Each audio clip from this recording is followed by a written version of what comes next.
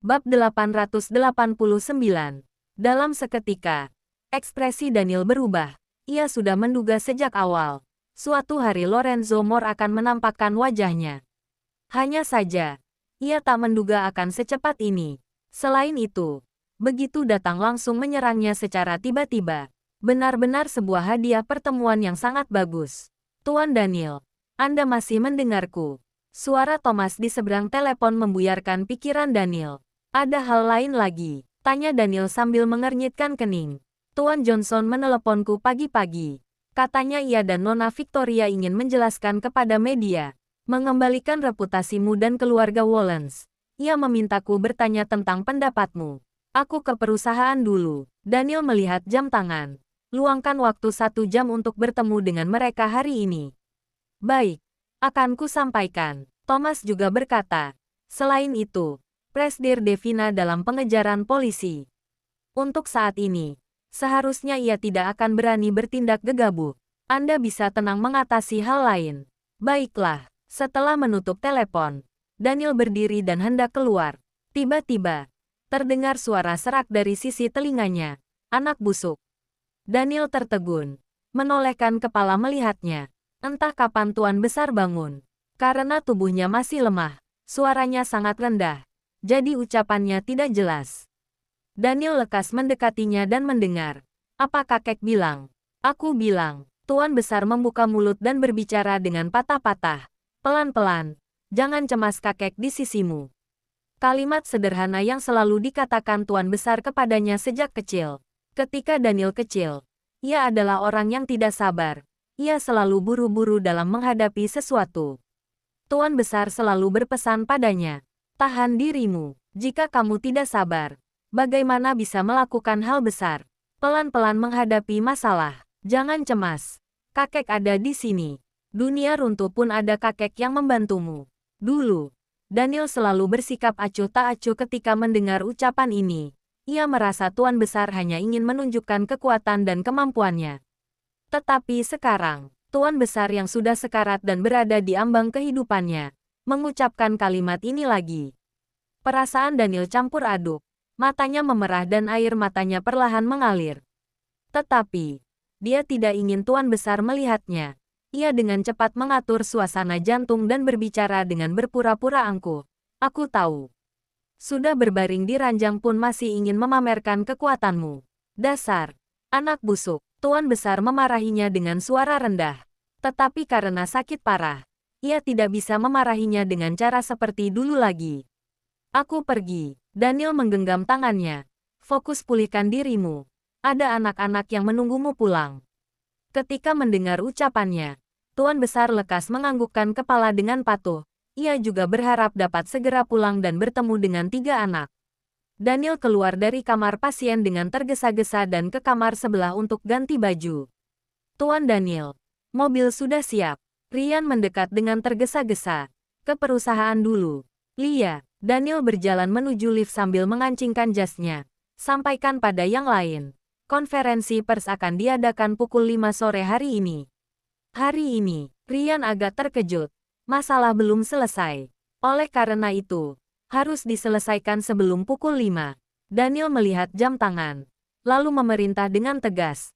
Minta Thomas beritahu Johnson dan Victoria. Bertemu di kantorku pukul 3 sore. Baik, Ryan lekas melaksanakan. Daniel tidak pernah meninggalkan ruang sisa untuk dirinya sendiri selama bekerja. Sekarang pukul 8 pagi. Ia hanya memberinya waktu 10 jam. Ia harus menyelesaikan segala masalah dalam waktu singkat ini dan memberikan jawaban memuaskan ke dunia luar. Dengan menerima serangan pertama dari Tuan L, ia baru bisa lanjut bertarung dengannya. Kalau tidak, bagaimana bisa melanjutkan pertarungan selanjutnya? Saat baru saja naik mobil, ponsel Daniel berdering. Linda yang menelepon. Daniel mengernyitkan kening menjawab telepon itu. Halo. Daniel, tolong aku. Linda berteriak cemas. Orang keluarga Mor ingin menangkapku. Telepon terputus sebelum ucapannya selesai. Ekspresi Daniel berubah. Tuan L ini, caranya benar-benar tak biasa. Tak hanya memberinya pukulan keras, bahkan ia pun berhasil menemukan Linda. Bab 890. Saya segera menelepon Thomas. Rian bergegas menelepon. Tidak perlu. Daniel mengangkat tangan. Dari awal aku sudah melakukan berbagai persiapan. Hah, Rian kebingungan. Sesaat kemudian, Thomas menelepon. Orangnya sudah berhasil diselamatkan. Selanjutnya adalah pindahkan dia ke Villa Bukit sisi selatan dan kurung dia di gedung kecil pertanian untuk sementara. Perintah Daniel. Baiklah, Thomas lekas melaksanakan. Ternyata Anda sudah punya persiapan. Rian paham. Awalnya, cara ini untuk mencegah Tracy menyerangnya. Tapi tak disangka begitu cepat digunakan. Ekspresi Daniel mulai tegang. Tuan L ini hebat juga. Tampaknya aku terlalu meremehkannya. Sebenarnya saya tidak terlalu mengerti. Rian bertanya dengan hati-hati. Nona Linda adalah musuh Nona Tracy. Jika ia jatuh ke dalam tangan keluarga Moore, maka bukan hal buruk kan? Biarkan saja mereka menyelesaikannya sendiri. Bukankah ini lebih baik? Pemikiranmu sederhana sekali. Daniel berkata dengan tak senang. Coba kamu pikirkan. Apa akibatnya jika orang Moore menangkap Linda? Tentu saja nyawa diganti dengan nyawa, jawab Rian. Kalau begitu waktu dulu di Thailand, jelas-jelas Tuan L dapat membunuh Linda. Tapi kenapa ia malah melepaskannya pergi dan juga membantunya menyembunyikan kebenaran? Daniel lanjut bertanya. Ini, Rian berpikir sejenak. Lalu berkata, sebenarnya dari awal, saya juga memikirkan hal ini. Saya berpikir seharusnya Tuan L ingin Nona Tracy belajar dan balas dendam sendiri. Oleh karena itu, ia melepaskan Linda. Ini adalah salah satu alasannya. Kerutan di kening Daniel semakin erat. Alasan lebih penting adalah Tuan L ingin menggunakan rasa dendam Tracy terhadap keluarga Wollens, agar Tracy dapat menghadapiku. Dengan begitu, ia memiliki kesempatan untuk mengambil perusahaanku dan bahkan mengakuisisi grup Wollens.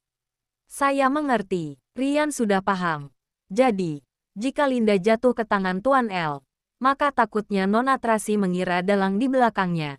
Bukan hanya Devina, tapi juga Anda dan Tuan Besar. Akhirnya kamu paham. Ekspresi Daniel semakin rumit. Linda pasti melakukan apapun sesuai permintaan Tuan L, demi menjamin keselamatannya. Mungkin saja ia akan menambahkan namaku di dalamnya. Karena bagaimanapun, Tracy memiliki kemampuan untuk membedakan. Tapi, jika ditambahkan nama Tuan Besar, Tracy pasti percaya. Iya, dalam seketika, Rian merasa takut. Jika Linda mengubah ucapannya, bahwa Tuan Besar dan Devina yang memerintahkannya ke Thailand untuk membunuh Nona Tracy, maka dengan temperamen Nona Tracy, ia pasti akan balas dendam pada Tuan Besar. Anda pun tidak bisa duduk diam mengabaikannya. Walaupun Tuan Besar juga bersalah, tapi ia juga akan merasa khawatir, dan akan menyebabkan kekacauan. Daniel berkata dengan suara serak. Apalagi, sekarang waktu tersisanya sudah tak banyak. Aku tidak bisa membiarkan siapapun mencelakainya. Kalau begitu, kenapa Anda tidak langsung membawa Linda ke hadapan Nona Tracy untuk menjelaskannya secara langsung? Rian bertanya lagi. Apalagi setelah pertempuran kemarin malam, seharusnya Nona Tracy sudah tahu kebenarannya dari Devina. Menjelaskannya secara langsung, Daniel bertanya balik, membiarkannya menembak Linda. Lalu nanti saat ia berhasil menangkap Devina dan jika Devina mengubah fakta, bukankah itu berarti ia mati tanpa bukti? Ternyata begitu. Saya paham. Rian menganggukkan kepala. Semua orang dan semua bukti harus dikumpulkan bersama, baru dapat menyajikan kebenaran lengkap. Tidak boleh kurang satu pun. Gawat, Daniel tiba-tiba teringat satu hal yang lebih penting. Ia lekas menelepon Tracy. Telepon tidak diangkat. Ia ikas menelepon Lily. Dengan cepat telepon itu tersambung. Halo, suara Lily sangat kecil. Ia tidak berani memanggil nama Daniel. Jangan takut. Aku hanya akan bertanya dan kamu jawab. Daniel sangat tenang. Kamu sedang bersama dengan Tracy. Iya, apa Tuan L ada di sana? Tidak ada. Kalian sedang dalam perjalanan pulang ke Villa Bukit sisi utara. Benar, ketika Lily sedang berbicara, terdengar suara Carla di samping. Apa itu Papi? Dalam seketika, Lily merasa canggung. Ia melihat Tracy dengan gugup. Tidak perlu takut. Toh hanya telepon. Tracy sangat terbuka. Bab 891. Lily baru menghela napas lega, lalu berbicara dengan lembut. Tuan Daniel hanya ingin mengetahui keadaan anak-anak. Tracy menganggukkan kepala tidak bicara. Berikan teleponnya pada Tracy, perintah Daniel. Baiklah, Lily menyerahkan ponselnya kepada Tracy. Nona Tracy, Tuan Daniel ingin berbicara dengan Anda. Tracy menerima telepon dan bertanya dengan dingin. Ada apa? Lorenzo datang ke kota Bunaken. Apa kamu tahu? Daniel langsung menanyakan intinya. Apa? Tracy terkejut. Sangat jelas sekali dia sama sekali tidak tahu. Tolong antar anak-anak ke Villa Bukit Selatan. Aku segera sampai di sana. Ketika Daniel sedang berbicara, Rian sudah memerintah Hartono untuk mengubah arah menuju Bukit Haruna dulu. Tracy yang berada di seberang telepon agak ragu. Ia tak mudah dapat kembali bersatu dengan anak-anaknya. Begitu cepat mengantarkan mereka pulang. Ia tidak rela. Selain itu, dia tidak menerima kabar ini. Siapa yang tahu ucapan Daniel benar atau tidak? Aku pastikan dulu. Tracy menutup mikrofon. Ikas mengatur Naomi. Pergi periksa. Ucapannya belum selesai. Mobilnya tiba-tiba berhenti mendadak. Anak-anak berteriak terkejut. Mereka hampir saja terjatuh dari sofa mobil. Untung saja Naomi menahan mereka dengan tepat. Paula, kamu sedang apa? Tracy tercengang sebelum ucapannya selesai. Di depan, sebuah mobil Bugatti Silver sedang berhenti di depan mobil mereka. Seperti rubah perak yang dingin. Begitu tiba-tiba. Nona Tracy. Paula terkejut hingga wajahnya memucat. Lalu, berbicara dengan gemetar. Mobil Tuan. Apa yang terjadi? Daniel yang berada di telepon juga cemas. Tracy, kamu antarkan anak ke rumahku dulu. Sudah telat. Tracy berbicara sambil mengerutkan kening. Lalu menutup telepon. Benar-benar Tuan L. Tracy terkejut hingga wajahnya memucat. Rumor mengatakan bahwa Tuan L berdarah. Dingin dan kejam. Jika ia melakukan sesuatu kepada anak-anak. Mami kenapa? Carlos memandang Tracy dengan gelisah. Ada orang yang menghalangi mobil kita. Tanya Charles sambil mengernyitkan keningnya. Apa orang jahat di hari itu? Aku akan memberitahu Papi Unutek menghajarnya. Bukan. Tracy segera berkata. Charles anak baik. Jangan sembarangan bicara. Kita harus punya sopan santun. Kalian tunggu di mobil. Mami turun sebentar. Ia menoleh kepala untuk menyampaikan pesan kepada Naomi. Jaga anak baik-baik. Baik, suara Naomi gemetar. Ia tahu. Begitu Tuan L mengamuk, dunia ini akan runtuh. Lily lekas melindungi 3 anak di belakang tubuhnya. Sekaligus mengirim pesan meminta bantuan kepada Daniel. Sedikit cepat, Daniel mendesak dengan cemas sambil memegang ponsel. Sudah dipercepat. Cepat. Baik. Tracy ke sisi mobil Bugatti dan memandang ke dalam dengan takut. Kakak. Jendela mobil perlahan-lahan turun. Sepasang mata dingin pelan-pelan terangkat. Lalu menatapnya dalam. Tracy, kamu sudah tidak patuh. Ucapan santai ini, seperti es yang dingin dan menusuk tulang, membuat nyali Tracy mengecil. Kakak, aku bukan sengaja menyembunyikannya darimu. Aku hanya ingin pulang dulu. Jangan menakuti anak-anak. Suara lembut ini terdengar lemah lembut, namun memancarkan aura dingin. Tangan ramping itu sedikit terangkat. Jendela mobil perlahan-lahan ditutup. Lalu mobil menuju ke Villa Bukit sisi utara. Tracy mengatur suasana hatinya. Lalu memutar badan naik mobil. Mami kenapa? Charles melihat wajah Tracy. Ia lekas bertanya. Siapa orang itu? Apa dia begitu menakutkan? Tidak apa. Tracy sudah berusaha mengendalikan dirinya. Namun masih tidak dapat menyimpan kegelisahan di dalam hatinya. Nona Tracy. Atau berhenti di persimpangan depan saja. Lily berkata dengan hati-hati. Biar aku membawa anak-anak kembali ke Villa Bukit sisi selatan. Sudah telat. Tracy mengernyitkan kening sambil menatap Lily. Lalu diperingatkan dengan serius. Jangan sampai dia tahu. Kamu adalah orang dari keluarga Wollens. Bab 892. Bulu kuduk Lily bergidik. Ia tak berani bicara lagi. Mami aku takut sekali. Carla ketakutan dan masuk ke dalam pelukan Tracy. Ia bertanya dengan air mata mengalir. Apa itu orang jahat? Ia akan menindas kami. Dia. Tracy tertegun. Ia benar-benar tidak bisa menjawab pertanyaan ini. Bagi orang lain, Lorenzo adalah orang jahat. Tapi bagi orang tertentu, ia adalah orang baik. Baik atau jahat semuanya bergantung pada suasana hatinya. Tetapi meskipun demikian, ia tetap merupakan keluarganya dan juga penolongnya. Tracy percaya, darah lebih kental daripada udara. Ia tidak akan menyakiti anak-anak. Ketika memikirkan hal ini, Tracy memiliki keyakinan di dalam hati. Ia memeluk 3 anak sambil berkata, "Jangan takut, dia adalah keluarga kita. Bukan orang jahat." Takut-takut, Roxy mengepakkan sayap dengan wajah menyedihkan. Tracy membelai bulunya dengan lembut. Lalu ia perlahan-lahan menjadi tenang. Carla menarik ujung lengan pakaian maminya. Tetap dalam pelukannya. Seolah tempat itu adalah tempat teraman. Tapi, aku lihat semua orang tampak sangat ketakutan. Charles melihat Naomi dan 2 pengawal lainnya. Beberapa kakak pengawal cantik ini ketakutan hingga gemetaran. Naomi dan 2 pengawal ingin tertawa karena digodai oleh Charles. Tetapi mereka tidak bisa tertawa lepas. Tampaknya, Papi termasuk orang yang cukup ramah. Carlos mengernyitkan kening. Wajahnya menyimpulkan dengan serius. Dulu aku mengira Papi terlalu dingin.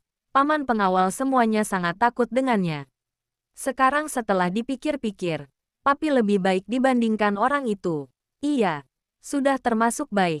Tracy teringat Daniel. Seharusnya ia sekarang sudah dalam perjalanan kemari dengan cemas. Ketika mengingat ini, Tracy mengulurkan tangan kepada Lily. "Berikan ponselmu padaku." Hah, Lily tertegun seketika, lalu memberikan ponsel kepadanya. Tracy mencari nomor Daniel dan mengirim pesan kepadanya, lalu mengembalikan ponsel kepada Lily. Di saat ini, terdengar kicauan burung elang dari luar. Bulu kuduk Charles dan Carla bergidik. Mereka ketakutan dan bersembunyi dalam pelukan Tracy. Sedangkan Carlos tidak begitu takut lagi. Bagaimanapun, ia sudah berhubungan langsung dengan burung elang itu sebelumnya. Terlebih lagi, burung elang itu juga melindunginya. Jangan takut, burung elang itu sama dengan Roxy. Sama-sama binatang peliharaan Mami. Tracy menenangkan Charles dan Carla. Ia tidak akan menyakiti kalian.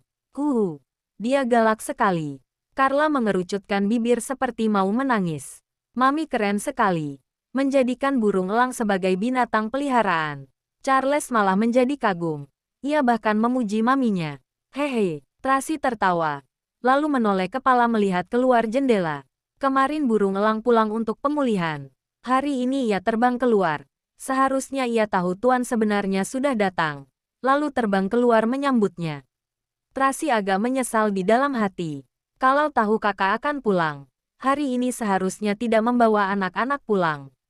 Tidak tahu, apakah anak-anak akan ketakutan. Dengan cepat, mobil tiba di Villa Bukit sisi utara. Pengawalan berbaju putih berbaris rapi menjadi 2 baris. Mereka semua adalah bawahan Lorenzo Moore. Setelah mobil berhenti, pengawal turun dari mobil dan membukakan pintu mobil. Tracy memeluk anak-anak turun. Lalu mengandeng 3 anak masuk ke dalam rumah. Lily juga ingin masuk, tapi dihalangi oleh Naomi. Di ruang tamu yang besar itu, seorang pria berbaju putih sedang duduk di atas sofa. Ia sedang menundukkan kepala, mencampur minuman alkohol dengan elegan. Cahaya matahari yang terang masuk melalui pintu utama, namun berhenti 1 meter di depannya, seolah menyusut di hadapannya. Jelas-jelas itu adalah musim panas akhir. Tetapi dari tubuhnya terpancar aura dingin yang membuat suhu ruangan itu rendah. "Mami, aku takut." Carla memegang tangan Tracy dengan erat, lalu bersembunyi di belakang tubuhnya. Charles agak takut hingga menghentikan langkah kakinya. Namun ia tidak mengatakan apa-apa. Ia hanya menatap pria di depan dengan ketakutan. Jantung kecilnya berdebar dengan cepat. Sedangkan Carlos, tangan kecilnya mengepal erat, kening kecilnya berkerut. Menatap orang itu dengan berani. Roxy berdiri di atas pundak Carlos dengan tubuh kecil yang gemetar. Tracy menarik napas dalam-dalam, menampilkan senyuman di wajahnya dan berkata dengan lembut, "Carlos, Charles, Carla ayo panggil paman." Bab 893. Ketika mendengar ucapan ini, ketiga anak pun tercengang. Lalu, mereka mendongakkan kepala kecil mereka secara serempak dan menatap Tracy dengan bingung. "Paman." Carla melebarkan mata besar indahnya. Bulu mata lentiknya berkedip-kedip dan bertanya dengan tatapan tak percaya. "Ia adalah paman kami. Berarti, Ia adalah kakak Mami. Kegugupan dan ketakutan Charles hilang dalam seketika dan digantikan dengan rasa penasaran. Kakak kandungkah? Carlos menanyakan pertanyaan yang sangat logis. Ia merasa Mami sangat takut pada orang ini. Pria di atas sofa dengan aura dingin yang tersirat di matanya, pelan-pelan mendongakkan kepala. Tiga anak itu melihat jelas wajahnya dan semuanya tercengang. Lorenzo melihat tampang tiga anak ini. Ia juga ikut tercengang. Lalu, ujung bibirnya terangkat. Ternyata, memang anak dari keluarga Moore. Benar-benar, paman kami. Charles tidak takut lagi. Ia langsung melepaskan tangan Mami dan berlari ke depan dengan antusias. Ia dengan cermat mengamati Lorenzo. Mirip sekali dengan kami. Charles. Tracy hendak menghentikan Charles. Tetapi Charles sudah memanjat ke atas sofa. Anehnya, Lorenzo yang tidak pernah menyukai anak-anak, tidak menghentikan Charles mendekatinya.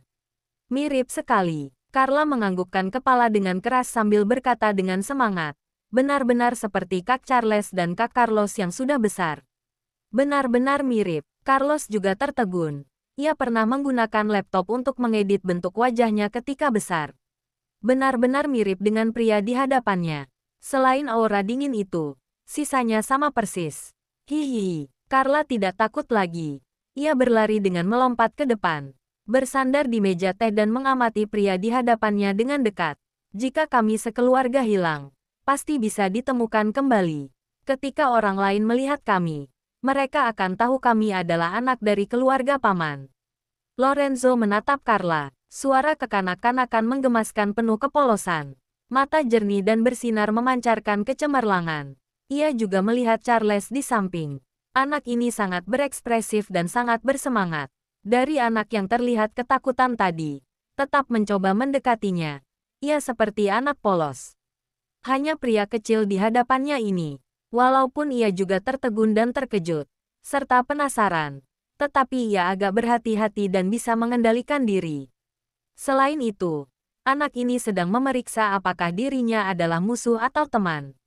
Menarik, Lorenzo menyunggingkan senyuman.